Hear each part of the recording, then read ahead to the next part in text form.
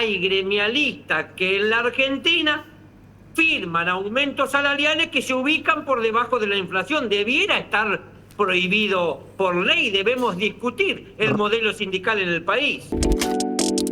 Es muy difícil explicar que ganaron los gremios y perdieron los laburantes. Por supuesto, Patricia Bullrich les hizo el abrazo del oso a una buena parte del sindicalismo argentino porque públicamente reconoció que negoció. Es un caballo de Troya, un regalo envenenado, si no se sale a desmentir rápidamente. No tiene nada que ver con nosotros. 61.729 son los empleados estatales que han perdido el trabajo durante el gobierno de Milei. Este va a ser uno de los temas que vamos a dialogar con el secretario general de ATE, la Asociación de Trabajadores del Estado. Estamos hablando de Rodolfo Aguiar. ¿Cómo estás? Muy buenas noches. Gracias por este contacto con Meridiano 64. No, nosotros los agradecidos. Un saludo para todos. Bien. Bueno, contanos cómo es hoy la situación de estos puestos de trabajo que se han perdido y también algo muy importante que es la pérdida salarial, la pérdida de poder adquisitivo. Sí, usted hace referencia a la declaración de guerra que tenemos sobre la mesa los trabajadores estatales desde el 10 de diciembre del 2023.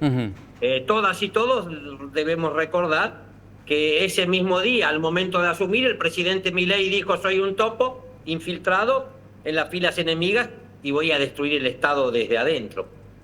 2 años después, acá estamos, de pie, las trabajadoras y los trabajadores estatales, porque no nos victimizamos, porque decidimos desde el primer día que teníamos que confrontar, que el diálogo con el gobierno del presidente Milei fracasó, y la prueba más elocuente es el Consejo de Mayo.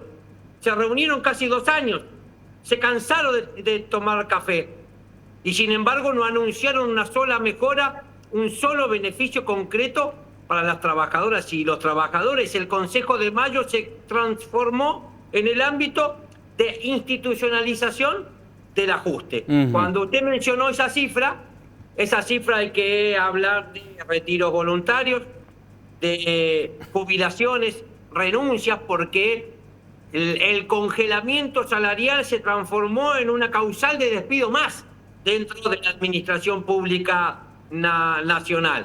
Y por supuesto hablar de empresas y organismos del Estado en el que ATE no tiene representación directa, Trenes Argentinos, AISA y el ARCA, Correo Argentino y muchos organismos más. Yo creo que tenemos que seguir librando la batalla contra el gobierno nacional. Rodolfo, ¿cuál es el porcentaje aproximado de pérdida de poder adquisitivo en esto en la era Milei? Sí, el último año, durante el 2025, 14 puntos.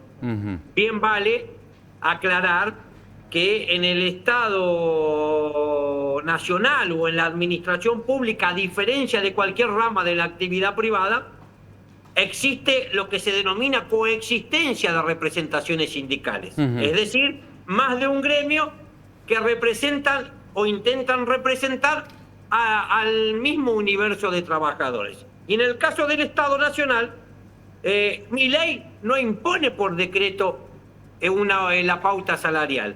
La acepta otro sindicato, es decir, en este caso UPCN, y estamos hablando de que hay gremialistas que en la Argentina firman aumentos salariales que se ubican por debajo de la inflación. Debiera estar prohibido por ley, debemos discutir el modelo sindical en el país. Rodolfo, contanos cuándo no ocurrió eso. Es verdad, hay sindicalistas que han sido cómplices hasta de la última dictadura militar. En este caso, este gremio, uno de los más antiguos, prestigiosos de la República Argentina, estamos cumpliendo 101 años, lo tuvimos que recuperar, a ATE me refiero, de las garras de la última dictadura militar. El secretario general que estaba era un interventor de la dictadura. Por supuesto que siempre ocurrió, pero yo le digo, podemos coincidir en que hemos venido perdiendo desde el sindicalismo confianza de parte de la sociedad, que si hablamos del desprestigio de las instituciones democráticas, podemos hablar, si se quiere, de ¿Y la CGT? La justicia que encabeza el ranking, periodismo, pero por supuesto el sindicalismo tiene una enorme crisis de representación. Lo escuché, ya le respondo. A mí me tocó participar de un programa en el que enlazaron, yo estaba en el piso, enlazan justo a Barrio Nuevo. Y Barrio Nuevo dice, nosotros hace 2 años que venimos firmando el 1%. Milei no puede decir que el sindicalismo argentino no lo respalda. Por favor, vergüenza ajena, que se terminen los barrios nuevos del sindicalismo o no vamos a poder recuperar nunca más la confianza que hemos perdido frente a la sociedad. Por supuesto, la CGT, yo digo, frente a su pregunta, que no tiene que ser criticada en tanto y en cuanto es una institución noble que nació para representar los intereses de los trabajadores y de sus familias. Ahora uno puede evaluar las conductas de algunos dirigentes. Recién la CGT acaba en estos minutos de decir que no va a parar ni a movilizar el día viernes, que se van a movilizar el día lunes a la justicia para judicializar lo que se supone va a ser aprobado en el Senado, que es la reforma laboral.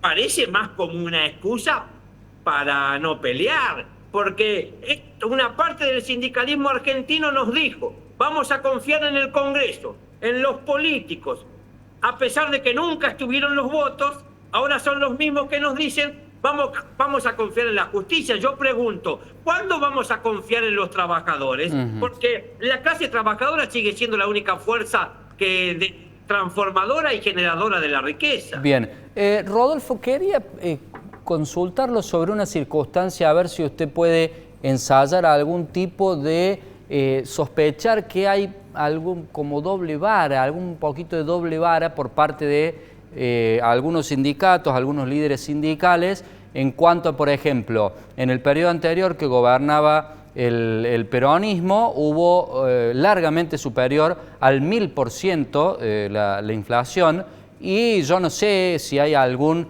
sindicato que haya conseguido más de 1000 y pico, 1200% de aumento salarial en esos años, y no ocurrió ningún paro nacional, cosa que sí ha ocurrido ahora.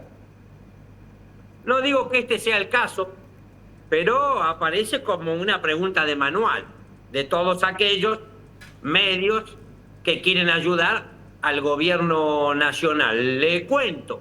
Primero, yo soy trabajador de PAMI, me inicié si se quiere, mi desarrollo sindical como delegado de mi sector de trabajo. Mi primer paro lo hice en la delegación de PAMI de Río Negro, sede provincial, General Roca, cuando Néstor Kirchner era presidente y Graciela Ocaña era la interventora de la obra social. Bien. Por lo tanto, primero, conmigo esa pregunta no va porque les hice paro a todos. Porque en este sindicato, a diferencia de otros, no te bancan la foto de Cholulo nada más con un presidente, un ministro, un gobernador o un intendente. Si te sacaste una foto, tenés que explicarla muy bien, se tiene que traducir en un beneficio concreto para los trabajadores. Lo segundo, yo recuerdo a Alberto Fernández en plena pandemia haciendo una caravana al Congreso porque no había cumplido con el pase a planta permanente de todas las trabajadoras y los trabajadores. Lo último que digo frente a esta pregunta, muchas veces se olvidan de los 100 días de paro y piquetes del campo, de Patricia Bullrich, que cortaba la 9 de julio en plena pandemia. Pareciera ser que la protesta muchas veces molesta, depende quién la realice. No, yo no me refería a eso. Yo le preguntaba si no podía haber algún tipo de doble vara porque con grandes pérdidas de poder adquisitivo no se vieron paros nacionales, y ahora que también hay grandes pérdidas de poder adquisitivo, sí se los ve. Enhorabuena, sí, todos se han despertado y esperemos que no se vuelvan a dormir más. Le pregunto, ¿puede tener algo que ver esto que han pateado hacia el lunes, ir a manifestarse frente a la justicia, que no se hayan tocado los aportes patronales obligatorios hacia los sindicatos? Dos cosas. Primero, yo estoy despierto hace 20 años, no duermo. primero. No me estaba refiriendo, yo le aclaro por las dudas, no me estaba refiriendo a usted puntualmente, sino al mundo. Exacto. Yo entiendo que puede ser para otro, pero necesito decir. Perfecto. Bien despierto. Y yo me tomo el café, cuando hay plata me como una choriciada con los compañeros.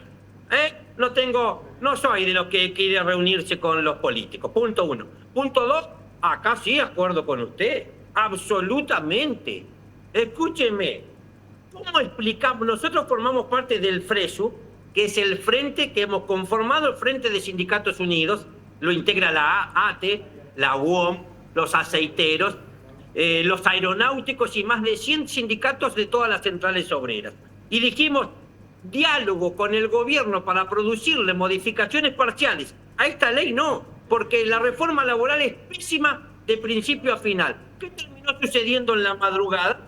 En el Senado existieron modificaciones y como usted bien refiere, ¿cómo explicamos nosotros que se quitaron los artículos que perjudicaban a los sindicatos, pero quedan en la ley los artículos que perjudican a los trabajadores? Nosotros somos conscientes de la necesidad de financiar a las organizaciones sindicales para que desarrollen sus actividades, pero no podemos cambiar plata por precarización, canjear plata por la explotación de aquellas y aquellos que tenemos que representar. Es muy difícil explicar que ganaron los gremios y perdieron los laburantes. Por supuesto, Patricia Bullrich les hizo el abrazo del oso a una buena parte del sindicalismo argentino porque públicamente reconoció que negoció. Es un caballo de Troya, un regalo envenenado, si no se sale a desmentir rápidamente. No tiene nada que ver con nosotros. Teniendo en cuenta los números, los últimos números disponibles que tenemos, que son enero de 2026, yo le voy a hablar de la provincia de Córdoba, datos del Centro de Almacenero, 1.780.000 línea de la pobreza, 975.000 línea de la indigencia. ¿Qué porcentaje de los trabajadores de su área se encuentran por debajo de la pobreza y por debajo de la indigencia hoy en día?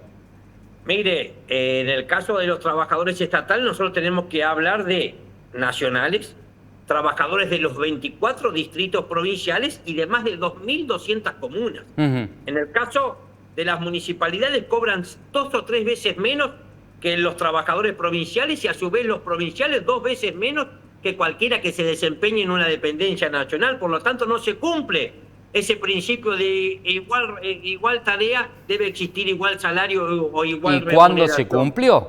Yo le diría, claro, no, por supuesto. Mire, cuando decían, frente a esta observación suya, cuando decían que, ¿por qué se queja Aguiar o reclama antes si la reforma laboral no afecta al empleo público? Bueno, rápidamente le voy a referir, son varias, pero una sola cuestión que es esta que usted dice. Con la ley actual hay una presunción de vínculo laboral frente al monotributo. Después del viernes, si llegan a aprobar esta ley, eso cambia. Y no hay más presunción de vínculo laboral frente al monotributo. Acá va para usted el dato. Todos los presidentes, todos los gobernadores, pero todos, de todas las provincias, más todos los intendentes, han utilizado múltiples figuras contractuales para precarizar el empleo en el Estado. Es decir, lo obligan a inscribirse en el monotributo, a presentar una factura mensual, pero resulta que realizan las mismas tareas que los trabajadores de planta permanente. Cuando eso pasa, la ley que está vigente hoy dice, estamos frente a un fraude laboral, corrido el velo de ese fraude, lo que hay detrás es una relación de dependencia que tiene que ser dotada de estabilidad. Yo creo que esta reforma laboral lo que viene es a legitimar el fraude laboral en el Estado. Respondiendo a su pregunta, más del 70% de las trabajadoras y los trabajadores estatales hoy perciben ingresos por debajo de la línea de pobreza. Catastrófico lo que me dice Rodolfo Aguiar. Le agradecemos por este contacto con Meridiano 64 y lo invito a una nueva charla por esta vía o cuando venga a Córdoba en nuestro piso, cuando disponga de más tiempo. Va a ser un gusto. No, por favor, siempre los agradecidos nosotros con un medio tan importante y programa como este. Un saludo para todos.